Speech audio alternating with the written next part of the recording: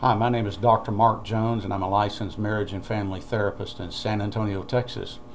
I want to talk to you about a behavior called a wound behavior. Very quickly, let me define a wound behavior for you. A wound behavior is a wound that is developed and that you learn during the time of a wound, a trauma, a hurt. And even though a wound may be resolved, or maybe it's not, but even if a wound is resolved, what happens is a person can continue to act out the wound afterwards for a prolonged period of time.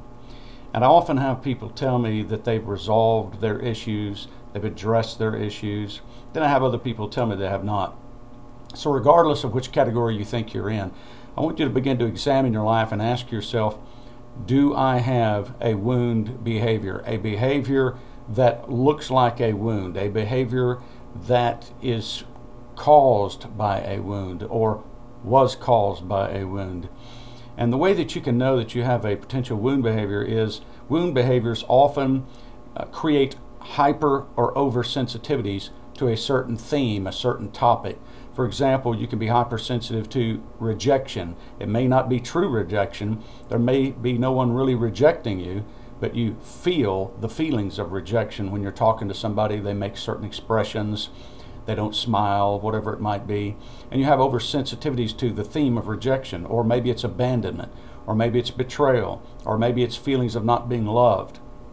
A wound behavior creates those kind of sensitivities, and you're always, in a way, trying to prove that you are loved or you're not loved. And so I want you to examine your life. See if you have the same emotions that recur over and over, the same ones that you have to struggle with, the same ones that speak to you. And examine yourself to see if you have a wound behavior. There doesn't have to be many wound behaviors, there can be one.